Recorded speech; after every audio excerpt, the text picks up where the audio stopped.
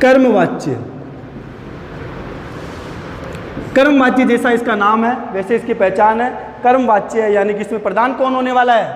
कर्म इसमें प्रधान होने वाला है, कर्म प्रधान होने वाला है। और प्रधान होने से क्या तात्पर्य है? प्रधान होने का मतलब है जो क्रिया होने वाली है वो किसके आधार पर होगी? कर्म के आधार पर इसमें क्रिया होने वाली है। और एक और मोस्ट जो इसकी सबसे अच्छी पहचान है वो है कि यह हमेशा सकर्मक धातुओं में ही होता है, यानी कि कर्मवाच्य है। कर्मवाच्य होने का मतलब धातु कैसा होना चाहिए? सकर्मक वाक्य होगा ही होगा, उस वाक्य में कर्म उपस्थित होगा तभी वह कर्मवाच्य माना जाएगा। और कर्मवाच्य में हमेशा कर्म प्रधान होता है, और कर्म प्रधान होता है तो क्रिया किसके अनुसार होती है? क्रिया कर्म के अनुसार होती है, क्रिया कर्म के अनुसार चलती है। और कर्ता हमेशा तृतीया विभक्ति का होता है, कर्ता हमेशा तृतीया विभक्ति का होता है, कर्ता हमेशा तृतीया विभक्ति का होता है। और इसमें आत्मनेपद धातुओं का प्रयोग किया जाता है, आत्मनेपद धातु। अब आत्मनेपद धातु क्या होता है? धातु दो प्रकार के होते हैं, धातु रूप दो प्रकार के होते हैं, परस्मय पद और आत्मनेपद। परस्मय पद और आत्मनेपद में अंतर क्या है? सामान्यतः जिन धातुओं का प्रयोग हम सामान्य संस्कृत में करते हैं वो होते हैं परस्मय पद, जैसे पट धातु, लिख धातु, गम धातु, जो भी धातु है, पढ़ना, लिख, पट, गम, लिख, भू, सारे धातु परस्मय पद धातु है। लेकिन आत्मनेपद धातु कौन से धातु होते हैं, इनकी क्या पहचान होती है? तो आत्मनेपद धातु की यह पहचान होती है कि आत्मनेपद धातु के नीचे ऐसे आड़ी रेखा लगी होती है जिसे उदात्त चिन्ह कहा जाता है। जो आत्मनेपद धातु होते हैं उनके नीचे आड़ी रेखा लगी होती है जिन्हें उदात्त चिन्ह कहा जाता है। मुख्यतः कौन कौन से आत्मनेपद धातु है मैं बता दूं आपको। सेव, लब, वृत्त, एद,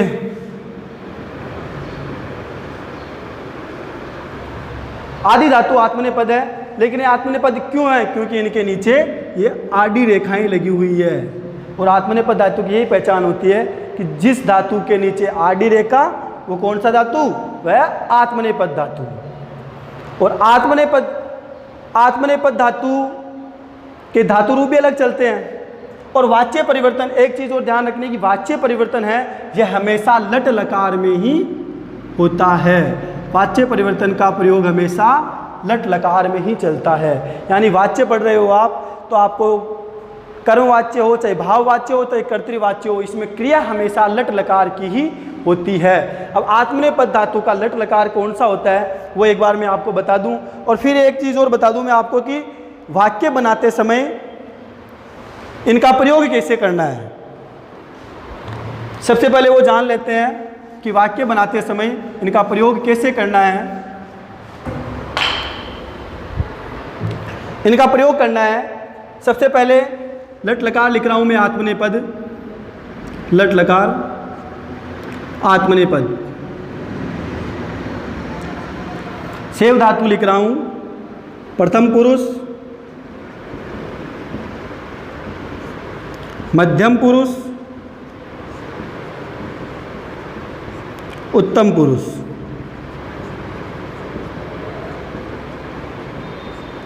एक वचन, द्विवचन, बहुवचन। लट लकार सेव धातु आत्मनेपद का प्रथम पुरुष होता है सेवते, सेवेते, सेवन्ते। मध्यम पुरुष होता है सेवसे, सेवेथे, सेवध्वे। और इसका उत्तम पुरुष होता है सेवे, सेवावहे,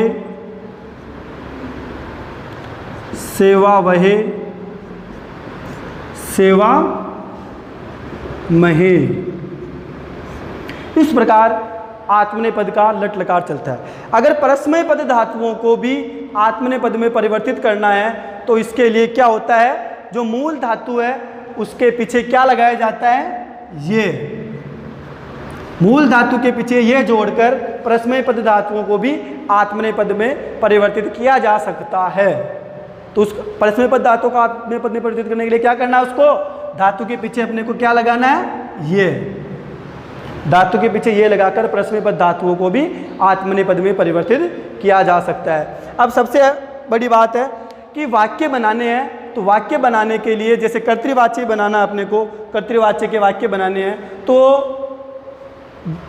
प्रथम पुरुष, मध्यम पुरुष, उत्तम पुरुष की जो क्रियाएं होती है, इन क्रियाओं का कैसे प्रयोग करते हैं, इन क्रियाओं को कैसे प्रयोग में लेते हैं, इसके बारे में जानकारी करते हैं। तो सबसे पहले अपन देखेंगे यहाँ पे पट धातु से देखते हैं। जैसे पट धातु होता है लट लकार, पटती, पटथ,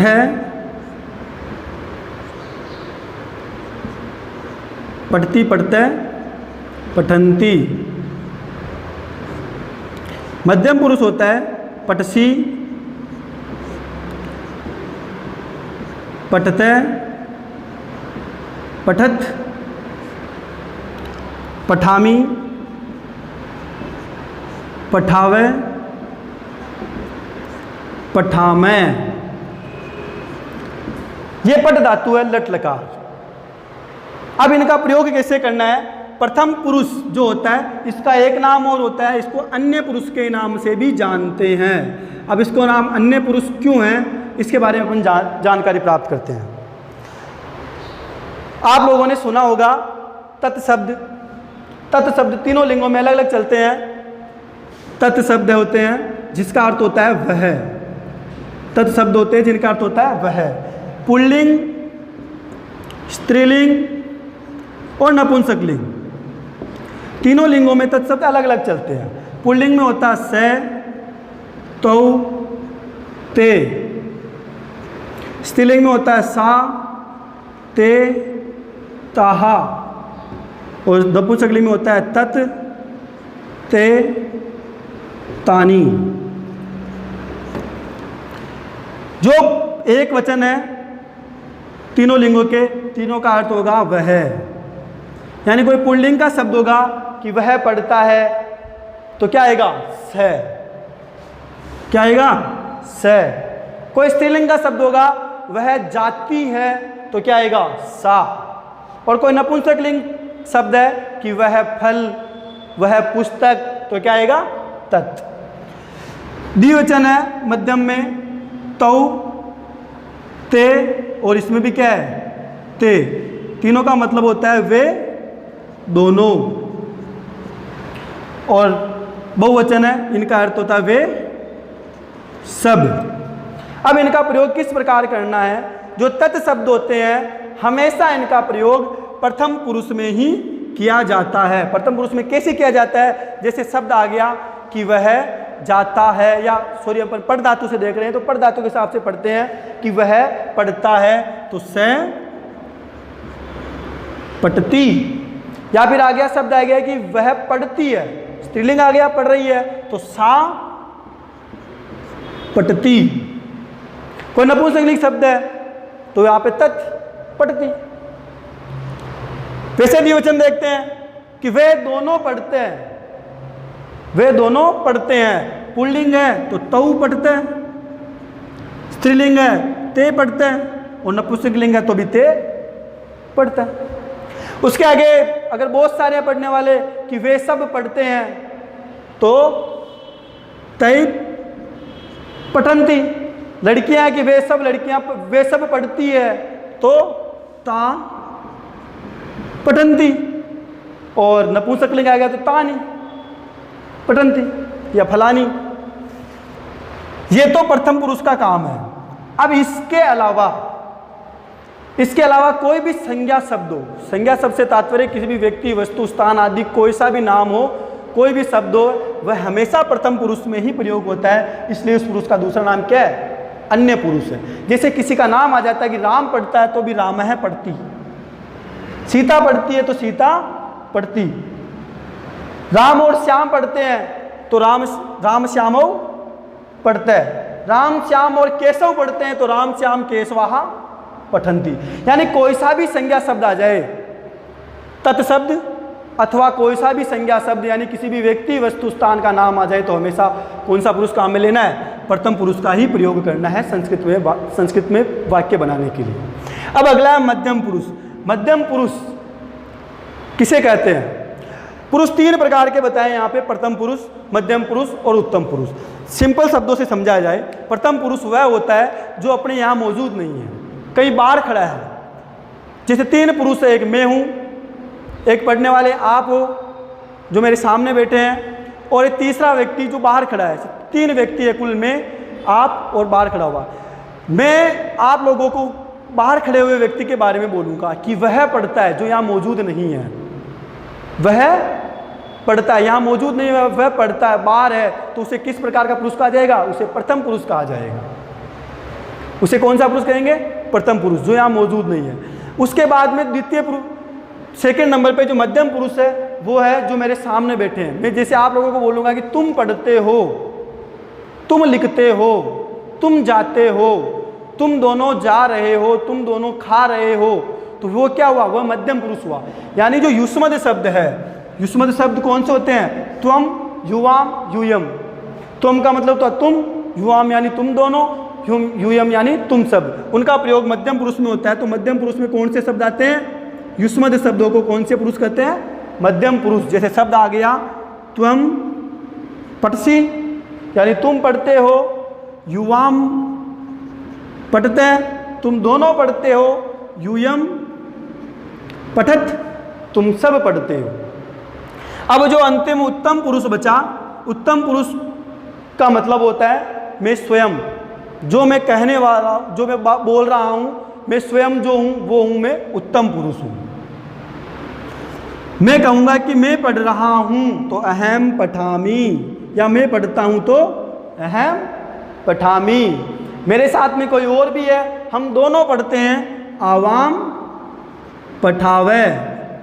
और मेरे साथ में और भी है, बहुत सारे हैं कि हम सब पढ़ते हैं तो वयम पठामे।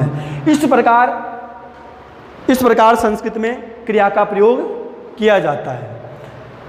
अब उसके आगे वापस अपन वाच्य परिवर्तन में चलते हैं।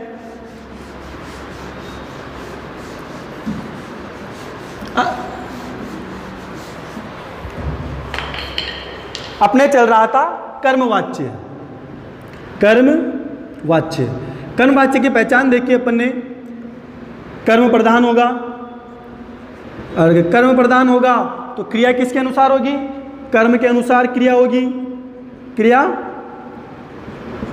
कर्म के अनुसार, क्रिया कर्म के अनुसार होगी। और कर्ता हमेशा कौन सी विभक्ति का होगा? कर्ता हमेशा तृतीय विभक्ति का ही होगा। कर्ता हमेशा तृतीय विभक्ति का होगा। यानी कर्तृवाच्य में जो वाक्य हैं उनको ही कर्मवाच्य में परिवर्तित करेंगे, उनको ही परिवर्तित किया जाता है। जैसे उदाहरण देखते हैं अपन, उदाहरण के तौर पे समझते हैं। कर्तृवाच्य में अपन ने उदाहरण देखा कि राम पुस्तक पढ़ता है, राम है पुस्तकम पढ़ती। एक उदाहरण अपन ने देखा था कर्तृवाच्य के अंदर। अब इसको परिवर्तित करना अपने को कर्मवाच्य के अंदर। तो सबसे पहले कर्मवाच्य में परिवर्तित करना है तो किस चीज पर ध्यान देना है कि कर्ता हमेशा कौन सी विभक्ति करना है? तृतीय विभक्ति का। कर्तृवाच्य में कर्ता कौन सी विभक्ति का था? प्रथमा विभक्ति का। कर्म कौन सी विभक्ति का था? द्वितीय विभक्ति का। और क्रिया किसके अनुसार चल रही थी? कर्ता के अनुसार। अब इसमें क्या करना है? बिल्कुल उल्टा हो जाएगा। कर्मवाच्य में परिवर्तित करना है तो जो क्रिया जो है वो कर्म के अनुसार होने वाली है। यानी कर्म प्रथमा, कर्म एक वचन का है तो क्रिया एक वचन की, कर्म द्विवचन का है तो क्रिया द्विवचन की, कर्म बहुवचन का है तो क्रिया भी बहुवचन की। कर्मवाच्य में कर्ता से क्रिया का कोई लेना देना नहीं होता है। कर्ता चाहे कोई से वचन का हो, क्रिया पे उसका कोई प्रभाव नहीं पड़ेगा। तो इसका एक उदाहरण और दिखाता हूं मैं। जैसे वह पुस्तकें पढ़ता है, वह पुस्तकें पढ़ता है। कर्ता पुस्तक कर्म, पढ़ना क्रिया। कर्ता एक वचन है। अभी जो ये वाक्य लिखा मैंने वह पुस्तकें पढ़ता है, ये कर्तृवाच्य है। वह यानी स, पुस्तकें बहुवचन है, द्वितीय बहुवचन होता है पुस्तकानि, और पढ़ता है यानी पढ़ती। पुस्तकें बहुत सारी है लेकिन कर्ता एक वचन है तो क्रिया भी क्या होगी? एक वचन होगी। अब इसी वाक्य को अगर मैं, अब ये दो वाक्य हैं, इन दोनों को हमें परिवर्तित करना है कर्मवाच्य में। कर्मवाच्य में परिवर्तित करना है तो कर्मवाच्य में परिवर्तित करने के लिए सबसे पहली शर्त क्या है? कर्ता को तृतीय विभक्ति का कर दो। कर्ता को तृतीय विभक्ति करते हैं तो राम शब्द की तृतीय विभक्ति क्या होती है? रामेण, रामाभ्याम, रामेण। तो राम का क्या हो जाएगा? रामेण। इसकी दूसरी शर्त होती है कि कर्म हमेशा प्रथमा विभक्ति का होता है। कर्म कौन सी विभक्ति का होता है? प्रथमा विभक्ति का। कर्ता तृतीय विभक्ति का, कर्म प्रथमा विभक्ति का, और क्रिया कर्म के अनुसार। वह पुस्तकें पढ़ता है। कर्तृवाच्य में था सह पुस्तकानि पढ़ती। इसको कर्मवाच्य में परिवर्तित करना है तो कर्मवाच्य का जो नियम है उस नियम के आधार पर देखेंगे कि कर्ता को कर दो कौन सी विभक्ति का? तृतीय विभक्ति का। और स तत् शब्द का प्रथमा विभक्ति एक वचन होता है स। इसको तृतीय विभक्ति में परिवर्तित करना है तो तत् शब्द की तृतीय विभक्ति होती है तेन, ताभ्याम, तै। ये तत् शब्द की तृतीय विभक्ति पुल्लिंग की तृतीय विभक्ति है। तो पुल्लिंग शब्द स है तो स का क्या हो जाएगा यहाँ पे? तेन। पुस्तकानि कौन सी विभक्ति में है? कर्तृवाच्य यानी द्वितीय विभक्ति में है। कर्मवाच्य में परिवर्तित कर रहे हैं तो कौन सी विभक्ति में करेंगे? प्रथमा में। तो पुस्तकानि, पुस्तक शब्द प्रथमा और द्वितीय विभक्ति दोनों में एक समान चलता है क्योंकि एक नपुंसकलिंग शब्द है। पुस्तकम पुस्तके पुस्तकानि, पुस्तकम पुस्तके पुस्तकानि। तो ऐसे कैसे ही आ जाएगा? पुस्तकानि। अब जो मुख्य बात है वो मुख्य बात ये है कि इसकी जो क्रिया है, अब ये कर्तृवाच्य में है ये वाक्य, इसकी क्रिया अभी कर्ता के अनुसार है। स के अनुसार अपन ने यहाँ लिखा पढ़ती, लेकिन कर्मवाच्य में परिवर्तित करने के बाद ये क्रिया किसके अनुसार चलेगी? कर्मवाच्य के अनुसार। कर्मवाच्य बहुवचन है तो क्रिया भी कौन सी आएगी? बहुवचन ही आएगी। और पढ़ती शब्द परस्मय पद है, इसको आत्मनेय पद करना है तो क्या करना पड़ेगा? धातु के पीछे ये जोड़ना पड़ेगा और ये जोड़ेंगे तो क्या बनेगा? तेन पुस्तकानि पठ्यन्ते। तेन पुस्तकानि पठ्यन्ते। इस प्रकार और अन्य उदाहरण देखते हैं इसके, और अन्य उदाहरण देखते हैं इसके कर्मवाच्य के। कर्मवाच्य का नियम है, एक बार फिर से यहाँ लिख दूं मैं, कर्ता, कर्म, क्रिया। ये सहकर्मक धातु में होता है यानी कर्म उपस्थित हुआ। इसमें कर्ता कौन सी विभक्ति का होता है? तृतीया, कर्म प्रथमा और क्रिया कर्म के अनुसार। क्योंकि इसमें कर्म प्रधान होता है तो क्रिया कर्म के अनुसार होती है। इसके अन्य उदाहरण देखते हैं। एक और उदाहरण देखते हैं कि अहम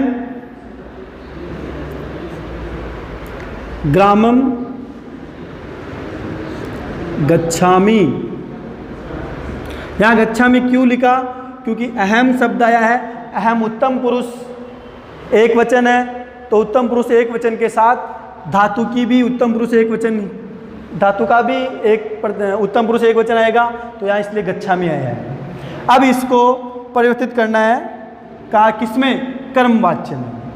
अब कर्मवाच्य में परिवर्तित करना है, करता है अभी प्रथमा विभक्ति का, इसको परिवर्तित करना तृतीया में। तो अस्मद शब्द की तृतीय विभक्ति होती है मया, आवाभ्याम, अस्माभि। अस्मद शब्द की तृतीय विभक्ति क्या होती है? मया, आवाभ्याम, अस्माभि। अहम एक वचन है तो क्या आएगा? मया। ग्राम शब्द द्वितीय विभक्ति में ग्रामम है तो प्रथमा में क्या बन जाएगा? ग्राम है। गच्छामि शब्द में मूल धातु क्या है? गम। मूल धातु कौन सा होता है इसमें? गम धातु। गम धातु होता है तो गम लिखो। गम लिखने के बाद इसको आत्मनेय पद में परिवर्तित करना है तो ये लिखो आगे। ये लिखने के बाद आत्मनेय पद में परिवर्तित कर दो, मया ग्राम है गम्यते। इस प्रकार कर्मवाच्य में कर्तृवाच्य वाले वाक्यों को कर्मवाच्य में परिवर्तित कर सकते हैं और कर्मवाच्य वाले वाक्यों को कर्तृवाच्य में परिवर्तित कर सकते हैं। अब जैसे ये वाक्य है इसको वापस कर्तृवाच्य में परिवर्तित करना है तो कर्तृवाच्य में परिवर्तित करने के लिए क्या होगा? हमें कर्तृवाच्य में कर्ता को कौन सी विभक्ति करना है? प्रथमा विभक्ति का। कर्म को कौन सी विभक्ति करना है? द्वितीय विभक्ति का। और क्रिया किसके अनुसार चलेगी? कर्ता के अनुसार। ये तो है कर्तृवाच्य और ये है कर्मवाच्य। अब ये वाक्य है आपके सामने, इसको वापस कर्तृ में परिवर्तित करना है तो कर्ता को प्रथमा विभक्ति का कर दो। क्या होगा? कर्ता प्रथमा विभक्ति का अहम। कर्म को द्वितीय में कर दो, ग्रामम। अहम के साथ क्या आएगा? गच्छामि। ये वापस परिवर्तित हो गया कर्तृवाच्य। अब इसके आगे हम भाववाच्य पढ़ेंगे।